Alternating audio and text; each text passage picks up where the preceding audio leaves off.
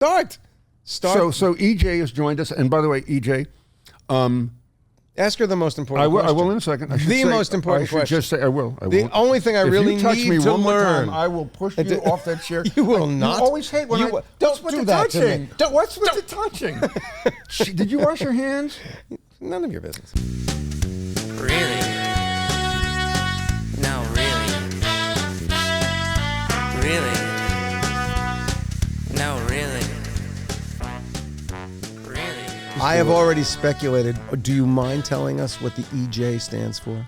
It stands for Elizabeth Jill. I was so close. I didn't get them in the same one. I proffered 5 or 6 different things, but I think I said Emily Jill. I said Elizabeth Jane.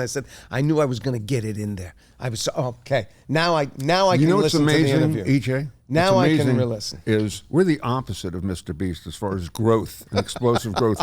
We're trying to winnow our audience down. Because Jason does things like for 25 minutes he's going to guess what EJ stands for, and people at home are not only that's less interesting than driving a train into a hole. They're not even turning us off. They're getting rid of their computers. That's how frustrated they are watching this. All right, go ahead. Introduce our guest. For Ej Dickson wrote an article in Rolling Stone. I hadn't witnessed her articles before I read them about MrBeast, and I'm fascinated about influencers and influencer marketing. We've talked about it a bunch, and this guy is so unique in a lot of different ways, and it was funny that you had access to him. So I wanted you to be able to come on and say, this is what it takes to become MrBeast. This is the kind of personality.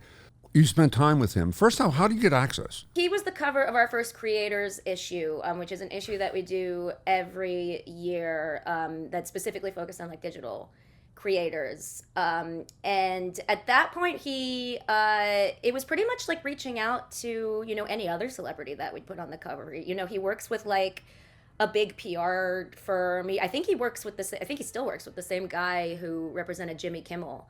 Which sort of is a testament to just how big he is. I mean, there was a point like in the history of the digital creator space when YouTubers were sort of ghettoized or marginalized, and they were considered, like different or other than like mainstream entertainers. But this guy, has tremendous amount of like mainstream industry backing behind him at this point. Does that include does he have an agent or clearly he must have somebody representing him legally, but does he have an agent and a manager creating opportunities for him or? Yeah, he's got a huge team behind him. When I spoke to like one of his managers, he basically compared it to like the studio system that he's built in Greenville, North Carolina, where he's from. He compared it to like Tyler Perry in Atlanta. Like it truly is like a giant sprawling studio system where he's like one of the main income drivers for the town. And it's a little bit of an offshoot, but when you say he's one of the main income drivers, is he sponsoring other influencers or other YouTubers as well? Is he sort of generating his own little herd of studio talent in this space? Kind of. Yeah. It is kind of like an old school Hollywood studio system in that way, because I mean this is how all YouTube creators, get big. If they're doing it, they're just like fooling around with a bunch of friends, asking them to be in their videos. But these guys who are his friends, like, not only do they live next door to him, like he's bought houses for them and they all live in this, little cul-de-sac, but they've got like millions of subscribers each. And I was actually at VidCon shortly, which is this YouTube-centric, creator-centric convention in Anaheim, like shortly after that article was published. And Carl Jacobs was there. Carl is his former cameraman, very much like an intern, like had a couple thousand followers, who was promoted to like a MrBeast cast member about a year or two like into his tenure, and he was appearing at VidCon, and he was by far the most popular creator there. Like he was absolutely flooded. It was like the Beatles had come. Like just thousands and thousands of like screaming 10-year-old, 12-year-old girls. And he's got millions of subscribers. Like these people have really built brands for themselves based on their proximity to MrBeast. And are they all are his proteges all doing some variation of exactly what he's doing? These sort of, for lack of a better word, stunt-oriented kind of videos, are they all sort of different versions of the same idea, or are they doing something completely different and unique? They're definitely not all doing something completely different and unique. I would say, there are budgetary restraints with their channels that Right. like MrBeast, obviously doesn't have, which we can talk about. But I would say they're like pretty standard vloggers. They do a lot of like slice of life stuff. A couple, some stunts. But it's definitely not to the degree of MrBeast. So two things. Tell me, are they coming to take you away? I can hear that's I think in your neighborhood, the siren, not ours. Is everything yeah, okay? Everything's okay. sorry. Nothing's on fire. Nobody's breaking in. I don't know, maybe. Okay. Who knows? So take us through your visit to his place. If people hadn't read the article, the fact that you saw $1 million sitting there, his father-in-law works with him, it sounded pretty intense. Yeah, it was intense. I spent probably 2 or 3 days with him. They gave us a pretty unprecedented amount of access for the story, which was really nice. I got to see his house. I got to meet his mom. I got to see, the studio where he produces content. And like I wrote about in the lead of the story, I got to see the warehouse. It's like a prop warehouse that his stepfather manages. And I got to see $1 million just like Sitting lying there. in a tank. In ones, right? In $1 bills.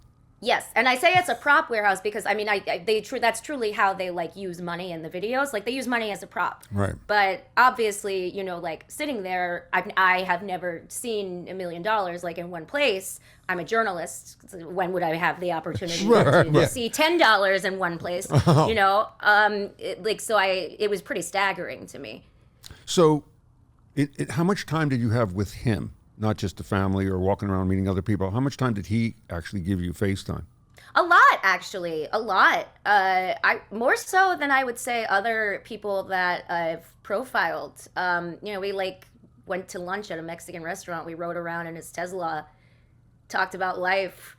He was very generous with his time. And your sense, so the interesting thing for me is your sense of him as a person. Does he have a great sense of humor? Does he because he does philanthropy? Does he really care? Did he ask you questions about you and your family? A profile of who you got when you kind of peel away the layers. What's going on underneath? If you got a sense of that. Yeah, he asked me virtually nothing about me and my family, but I wouldn't say that's unusual for celebrities, as you guys probably know, like being in the entertainment. Jason doesn't know if I'm married. Well, I would say I've never done an interview where I've spent 3 days with somebody. It's like an hour, and the assumption is they're on a mission, and I don't want to mess up their mission, but so. Yeah, but if you I would was ask, with somebody you would for ask, 3 yeah. days, How you well, doing? if somebody just like when you and I started, we were talking about you have this wonderful painting behind you that matches your outfit, just talking about.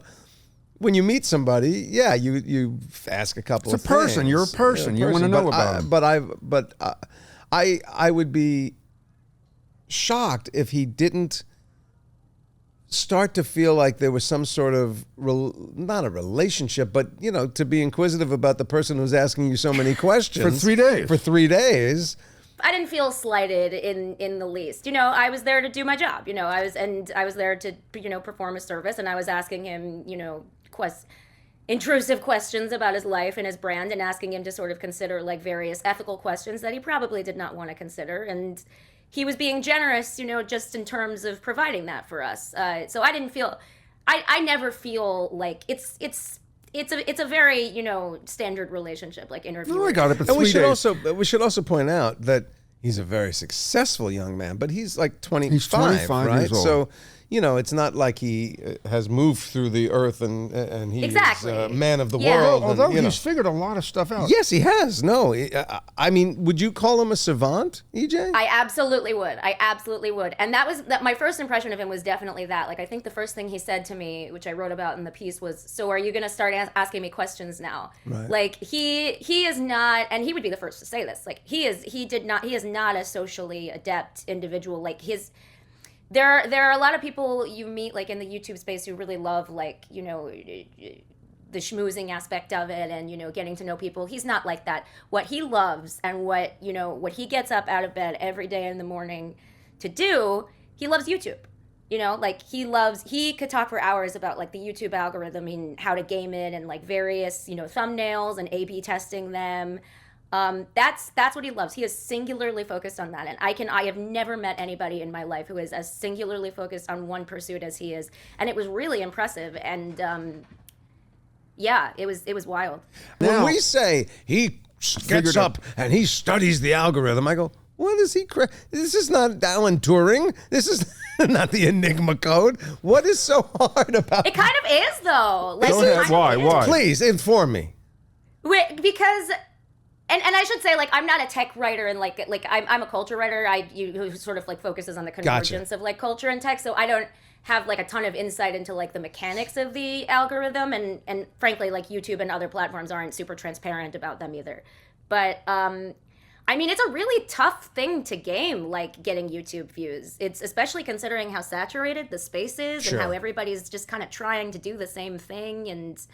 And there was, and he, when he started out, he was doing a lot of like throwing stuff at the wall and seeing if it would stick too. I mean, he was doing a lot of like gaming walkthroughs, and he was doing a lot of videos like trying to estimate how much money various YouTubers make. Yeah, and that stuff wasn't really like sticking for him. And then he realized that it was the stunts, the attention grabbing stunts. I think the first big video for him was him counting to like 100,000, yeah. ridiculous. Yeah, ridiculous like that. That's what he realized, really worked out for him. And basically, I mean, I would say he's basically done a variation of that with a more philanthropic bent for the remainder of his career. So we should say to people who don't know MrBeast, a lot of his stuff is philanthropic now. He got cataract surgery for 1,000 people. He's bought shoes for people in Africa. He does all of these stunts that involve, and I wrote down the various names that has been called: charity, as spectacle, inspiration porn, stunt philanthropy. Because he gets pushed back. Well, again, you're that big, you're going to get pushed back no matter what you're doing. The interesting thing is he defends that. Is that pure for him, or is it about getting the numbers again? I'll give out money to somebody and help cure somebody as long as I'm going to get the numbers. That was basically my guiding question when I went out there. Like, how much of this is, is just purely for the purposes of getting clicks, of getting views, and how much of this is truly driven by altruism. That was what I was most interested in. And I was also interested in sort of the ethical question of, well, does it matter? Like if he's actually doing good, if he's actually, and he does, he undoubtedly, I mean, he's planted more than 20 million trees. He's, donated $30 million plus to cleaning up the seas. He's fed countless people. I got to see his pantry in Greenville. I mean, he undoubtedly like does good, but there's also this question of like, well, does it matter if the intention is essentially to just like maximize eyeballs on your product? Right. And that's a question that I was really interested in talking about with him. It was not, I think, a question that he was really eager to engage with. So how did he? Did he answer it at all? Right. Did you get a sense of what his answer answer was? Yeah. We talked about it a lot. I think some of it is in the article, but I think that he is of the opinion that the motivation doesn't matter as long as you're actually doing good. And I think he also feels that he gets a lot of unmerited criticism in this regard, because the net effect is, positive and sort of, not really debatably positive. It's just like objectively positive. So I think I think he got a little annoyed by those questions. And I think that he feels that intent is really immaterial. Do in reading your article, and then I watched some interviews he did, clickbait is a fascinating thing. Everything you read now is basically clickbait because all these publications are trying to save their ass by putting out articles that you will read. This guy now is in this cycle of always having to up it and up it and up it, right? How does that bother? How do you do that? How do you do that if you're him, where you always have to beat the last thing, and it may not work, and it may start, going the other way? I don't think that he is. I did not get the sense that he's a guy who's particularly plagued by self-doubt. Yeah. I don't know. maybe I'm wrong. Maybe I'm wrong. Maybe he is, but that's certainly. I think that what gets him up in the morning is not so much, is this going to be the day that I'm canceled, or is this going to be the day that, the YouTube wakes up and decides to change its algorithm and completely screws me. I think he wakes up figuring out, like, how do I up the ante? How do I make this bigger? How do I make this better? I think he talked a lot about this. He was working with a life coach, and he's pretty obsessed with, like, the idea of a self-optimization. And he actually had, when I visited his studio, he had a portrait of Elon Musk dressed as Napoleon Bonaparte in his office. And I was like, oh, that's, like, really telling in terms of this guy's priorities. And he was telling me that he was reading a book by this guy who said that successful men peak at 40. And I think he said something like, I was really, like, skeptical about that because I thought 40 was, like, I'd be too wrinkled and decrepit to be, like, successful at 40. Right. And but that's something that, a very ambitious, a very driven, and a very, self-motivated young man would say, So yeah, I don't get the sense that this is a guy who is plagued by self-doubt. I think he is a guy who grew up in the age of self-optimization, of startups, of, constantly remaking yourself, refashioning yourself in the image of who you want to be. And yeah, I don't know if that answers your question. No, it does. Is It your totally does. takeaway that this is a good guy, or is he just a smart kid? Is he a Barnum?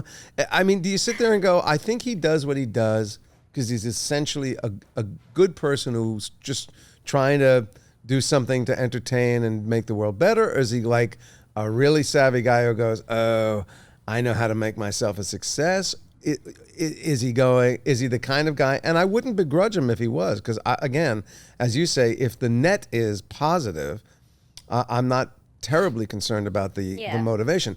But in that Barnum sense of going, yeah, I'm gonna do these things. I know what it's gonna do. It's gonna make me a star. I mean, do you have any take on who the real guy is in that respect?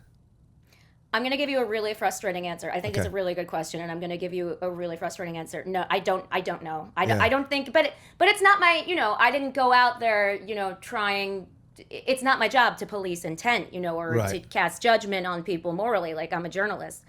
What I can say is what I think I feel comfortable saying is that, from my own personal perspective, do I think that he's doing a ton of good in the short term and his motivation doesn't really matter? Absolutely. Do I think that the ecosystem that he's helping to create and contribute to is going to be helpful to humanity in the long term? Probably not. Mm-hmm. But I could say that of a lot of YouTubers, It's I don't think he's, singularly guilty of that, of contributing to this environment where more is more, and Right. let's reward altruism with clicks and eyeballs, like.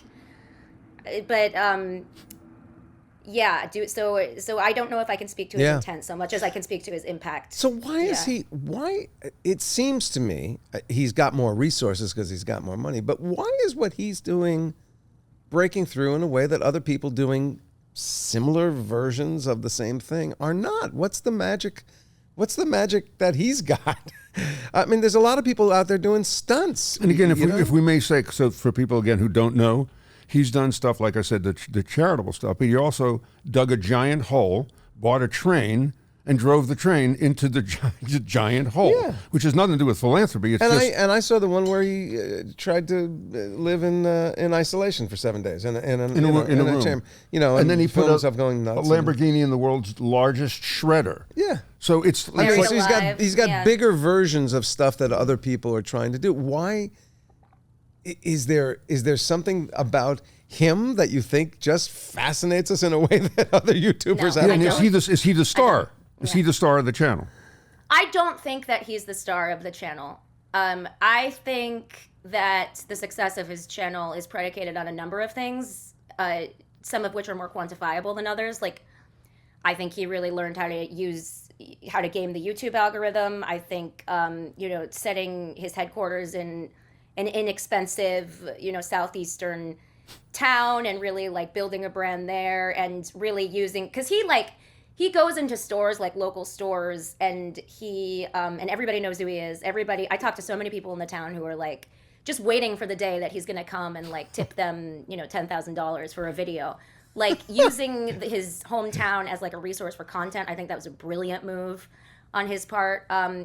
So I think there are some quantifiable factors that have contributed to his enormous success, but I think that it's him as a brand, like as a charismatic front person that is so appealing to people.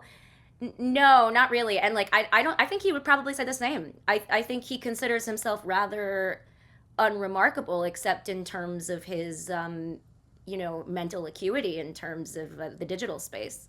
It's really interesting. These two guys were interviewing him. They have their own show, I guess. They're on Colin and Samir. Colin and Samir, yeah. And the one thing they asked him that caught me was they said, because he's launched this Feasable, this chocolate company that has all these different chocolate bars. They said, that's going really well. Do you see yourself as just a distribution company for your chocolate? And he laughed and went, well, kind of, which took me to, wow, he's got 400 million people. He launches a food.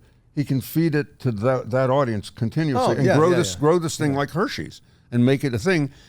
And that looked like it's his next, the way he said it was, this is the next thing I'm going to focus on to see if I can make that the biggest chocolate company in the world. Does that make sense to you with that personality, that's a goal, so that he'll create the next thing and it's got to be the biggest thing? I think that's his goal with everything he does.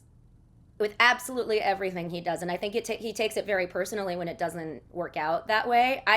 This happened after I interviewed him, but he's actually in litigation with MrBeast, the distribution company that he partnered with MrBeast Burger, which was his fast food chain, and it expanded to like 300 locations like across the country, just like huge explosive growth. And he started tweeting about how like he had severed their relationship with them because they had focused on growth over quality. And actually, I do remember this. This wasn't in the article, but I do remember I had tried a MrBeast burger prior to going out there, and he was like genuinely curious as to what my experience was. And I was like, it wasn't a great experience. Like it wasn't a great burger. And he really took it to heart. Like, he really took it personally that, like, I had a bad customer service experience. Like, this random woman in New York, like, had a bad customer service experience once with his burger chain that has 300 locations. And I think that's really, like, his approach to everything. Like, to all of his revenue streams. Because he has a ton of revenue streams. I think he's a perfectionist. He just wants everything to be the biggest and the best. Like, I think he wants to be Oprah, basically. Like, I don't think he would say I wants to be Oprah. I think he would say he wants to be Elon, but Oprah's a star. Speaking of that, Elon Musk, it's trying to get him, and I don't know if you know, onto his platform, and tech a bit more than we do.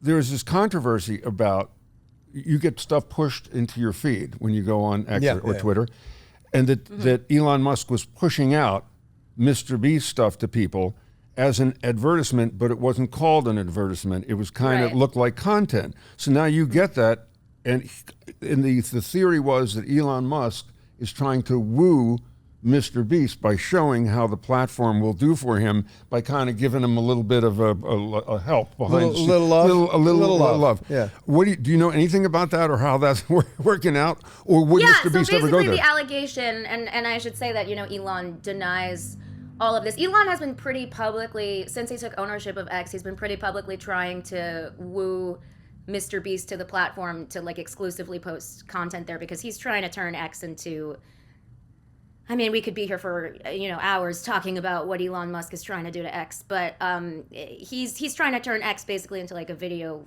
first platform.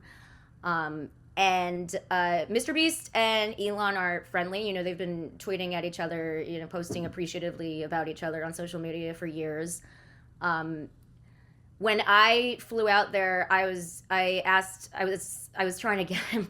I was trying to get him to like talk about Elon, and I think he very smartly, because this was like a day after Elon had posted a Nazi meme, which turned out to be a trend for Elon.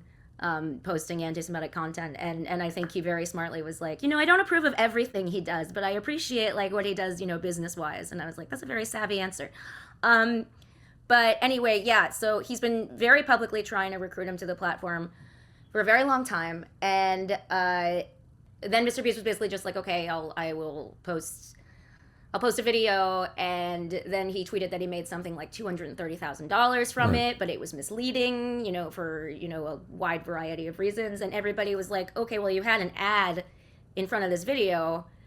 This is clearly an ad, and Elon clearly juiced it and juiced the numbers to try to get you to this platform. And again, Elon denies this, MrBeast denies this, but that does kind of seem to be the case, that they promoted this video that was an ad, but not an ad. Sorry, that was really boring. No, it's not boring, because it is, it is a fascinating, collusion may be the wrong word, but it's this coordination effort between these intensively successful media moguls to find this way to cross promote. But what they're doing it with is stuff that is intended to influence us when we didn't go there to get influenced. We went there to get with MrBeast an entertainment hit, and yet because there is a promotional element to this stuff, and we don't know what these guys truly stand for or don't stand for, it is. I think it's fascinating to see what the behind the scenes machinations. And also of that to that stuff point, is. it's funny that MrBeast had posted, and I wrote it down at one of his charity things. Subscribe if you don't hate charity. Is one of the messages there. Like, in other words, I'm guilting you. Right, sure. Which I guess he figured out through, he calls it 10,000 days instead of 10,000 hours, 10,000 days of figuring out this algorithm. And I noticed that it's not that he was cocky about it, but they asked him, do you think you could show somebody else how to increase their appeal? And he said, oh yeah, I could show somebody how to get a couple million downloads immediately, because I know what the formulas are and I mentor people and do that. But he said it so assuredly that he figured out the system so easily by this point that he knows what works and what doesn't. Why shouldn't he be cocky? He started doing it at 14. It is amazing. And to me, and I don't know, because you're of a different generation, it used to be a thing that in management, my management handled a lot of comedians, and they said, when you do an act, don't just do jokes. You want to leave something on the stage. So when that audience leaves, they feel something. I watched a lot of MrBeast stuff, and I know I'm not the demographic, but you watch a train go into a hole, and you don't feel. There's nothing that you feel. There's no takeaway. You come away from that and you go, I learned something. I felt something. I'm passionate about something. It's just watching an accident, watching stunts, watching whatever, and that to me is kind of fascinating. That people spend that kind of time being attracted to watching that and seeing what he's going to do. Peter, but listen, he's brilliant. Again, I go back to that. What code did he crack?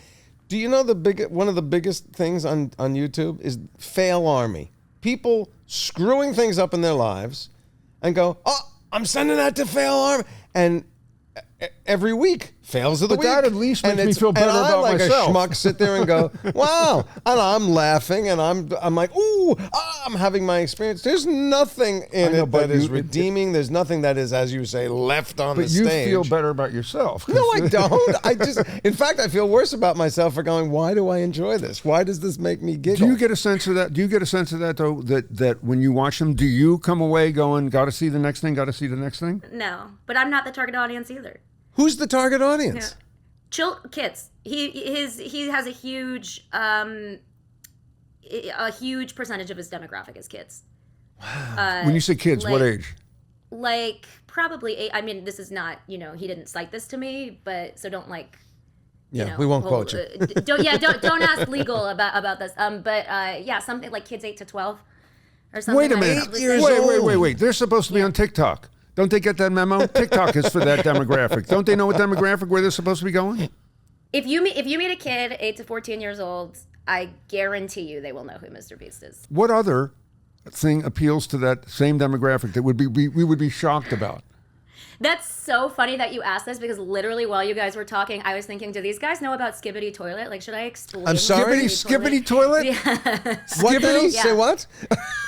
Happy to explain Skibbity Toilet. Let's hear it. Skibbity? Skibbity Toilet, yep. is also a hugely popular YouTube thing. I think some Russian guy, like some 19-year-old Russian guy, made it up. It's essentially a series of very short clips of a man that tell the story of a war between robots and humanoid toilets. How many regular hundreds of millions? Hundreds of videos, yeah. But how many subscribers would you say? Here we go. I don't know off the top of my head for that one guy, but Googleheim, look up, how do you spell skibbity? Skibbity. All I know is my head is about to spin around like Linda Blair. All I know is we're putting a toilet in the studio. That's what I know. So how do you spell skibbity? Skibidi. You guys should watch them. You guys should really watch them. Thank you for that. Should and we thank really? you for that. Thank you for Really? Should we? Really? Should No, we really. add to the Skibbity numbers toilet. to the numbers that are being logged on Skibbity Toilet? Laurie, from now on, Jason's chair is a toilet. We'll figure it out from there. Oh my Well, God! thank you. By the way, forget Mr. Beast. You just earned, you just earned it with Skibbity Toilet. Wow.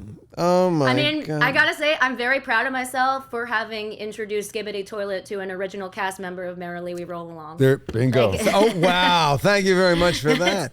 Can I? The theater kid in me is like freaking out about that. Oh, that is so. I'm, Wait, do you have a question for? Very flattered by that. Thank you for coming on. You have a question for Jason? Why didn't we do it right? Yeah. The only question that I have for you guys is what I asked. Like, I'm very curious how you guys got interested in MrBeast. Because I mean, he's been in the ether. I know about MrBeast for a long, long time. But then when you see the numbers, and doing a podcast, being one of the billions of people now doing a podcast, I'm sure the numbers, if we had the counter behind us, it would be swirling as more people are doing podcasts. I was fascinated about the numbers. And when I saw your article, it really enticed me to find out, you know what? I want a deeper dive into what this guy's doing, because if he's figured out social media it's in a even way, easier than that. You know, what we examine on the show is things that make us go, really? No, really. Really? And, you know, I hear about MrBeast. I go, what does he do? They go, well, he drives a train into a hole, and he's the biggest guy on YouTube. I go, really? And he does philanthropy, and he buys, but it's pushback. There has to be more to that story. A lot of guys are doing, you know, not to that. But he's not that impacting. big, He's but impacting. they're doing that way. similar things, and yeah, they do okay, but they're not breaking through like that. What is this guy about? That's where my interest goes to. What does this guy know or have or exude or represent that everybody else that's trying to do some variation of what he's doing and is doing okay, but he's through the roof. And I think in our answer to the question, what it takes to be MrBeast, and you said it in the opening, he's a savant. This guy has been focused since this is what he wants to do. He high. wants to crack it. It's amazing. It's Thank amazing. you for doing what you do. Thank you for the article. It was a great article. What else are you working on? What else is coming up for you? I'm writing a book about bad mothers. Interesting. That took a turn. Wow. Okay. And I have a podcast about the musical Cats. Do you really? I sure do. It's called Podcats. And do you like cats? The you guys musical? Like cats? No. You want to know my favorite cat story? So Yeah, absolutely. I have two sons. One, they're both in the business, but my older one, from the time he was a year and a half, we went, oh, he's a performer, and he loves the theater and he loves everything about it. My younger one really was not. The fact that he is in our business at all is like the biggest mind blow to all of us. So we wanted to expose him to the theater, and we're in New York. Cats was running on Broadway, and we said, what? He was like 6. We said, well, what's like, that seems like, you know, the set was, you're like a cat size. Yeah. You're an oversized junkyard, and he'll like them being cats, right?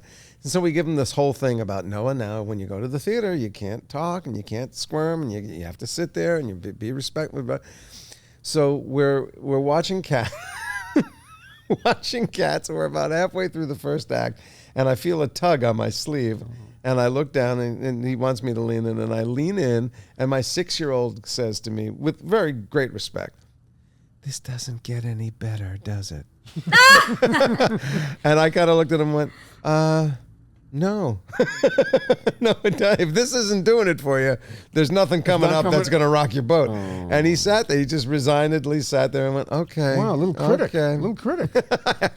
So you're Well, absolutely right. Thank you, EJ. A pleasure. Good luck with the podcast. And the book. Do you have a title for the book?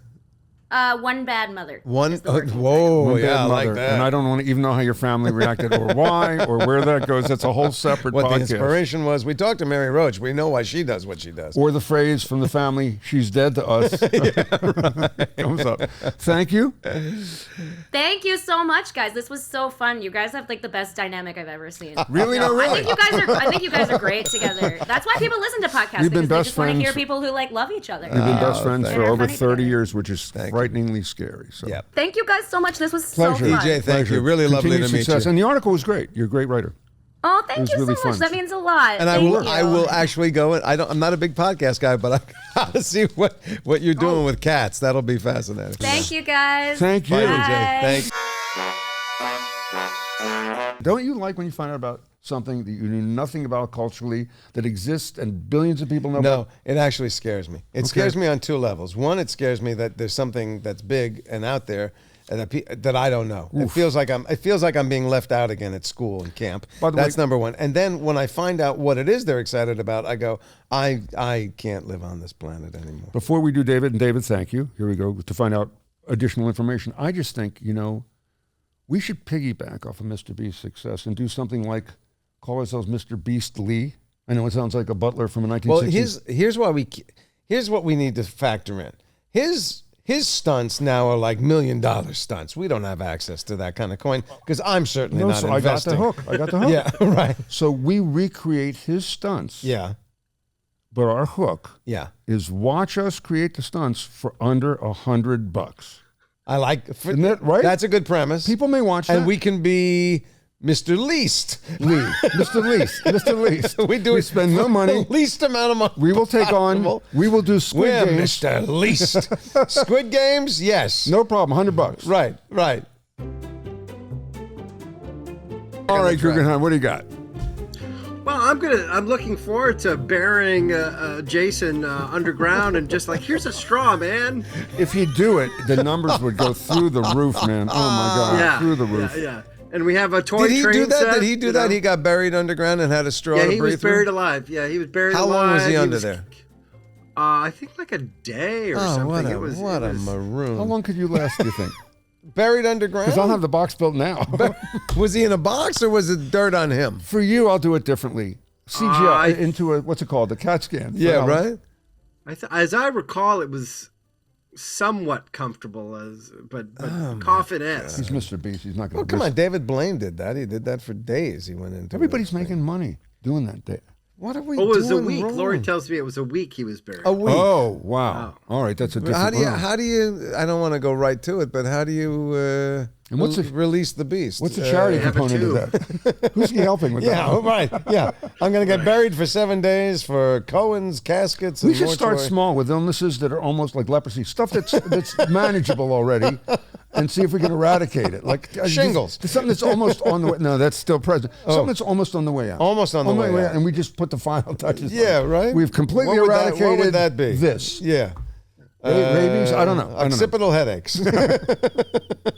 What would it be? Our charity, What's almost on the way our out? charity is help get rid of occipital headache. Do you not care about charity? David, go ahead. Tell us more, Yeah, David. well, Occipital headache. well, a couple things. Skibbity toilet, just to lock that down. Oh, my God. Or close the lid on it. Yeah. Has 38.7 million subscribers. So Kill Skibbity is me doing well. now. We are getting a Kill toilet. me We are now. getting a toilet. A guy whose head comes out of a toilet is getting 38 million hits per episode. Don't judge Skibbity until And you watch it. how do you like create a season arc on a guy whose head is in a toilet. I have a feeling that every week our next episode is about a question asked in the last episode. Like, really? No, really? Skibbity toilet. It's our next episode. Okay. The brainiac behind that. And also to answer where did MrBeast come from, the name was actually auto-generated by his Xbox as MrBeast 6000. Oh. And apparently liked it. I guess it worked for him at Halo. And there we go. That's how we have Mr. Beast. All right. I have one more thing. Go ahead, go ahead. Please, want go ahead. to further relish in your ignorance. This one's also a Dave, quiz. this is It's a Dave's little last different, appearance. So listen carefully. I Okay. know. Okay. Name it is either a social media sensation person or a Pokemon. Okay. Okay. So I should be able to do this. I should be able to do this. Okay. Okay. Yep. First one, Dome Lipa. That's a social media person. That's right. 72.3 million on TikTok. She is a Spanish I'm gonna get all these right. Go ahead. I'm not even who playing. appears to do nothing. Yep. Second two, Charmander. That is a Pokemon. And his That's and his right. elevated form is Charizard. We found, you know what's amazing to me? It's sad at the same time. We found my area. found your area of expertise, and it's really pathetic. I have right. two Oh my boys. God. I have two grown Pokemon. men, boys, sons, Pokemon. and I have been down this road. Go ahead. Go ahead. Okay, they get harder. Okay. Next one, Virat Kohli. That is a social It's media. an infection. Social media with 266 million. He is an Indian international cricketer. You bet. Here's okay. Sinberg. Say it again. Sinberg. That's social media. I'll spell it for you if you want. Nope, I don't need it. Social media. Social media and Peter It's a place just outside of Harrisburg, Sinberg. with 63.9 million on X. It is, of course, the CNN breaking news name. There you go. Wow. And last one, Jason, you're going to get this one. Yep. Psyduck. Yes, Psyduck, of course, is a Pokemon. There you I go. get All right, it. you did Yeah. well. You did well. Found All right. it. I am Yeah. sorry, and I'm embarrassed that we found your area of expertise. It's Pokemon. Come on. I feel just like Mr. Beast. We made people's lives better today. Did we? Not really. No. Not at all.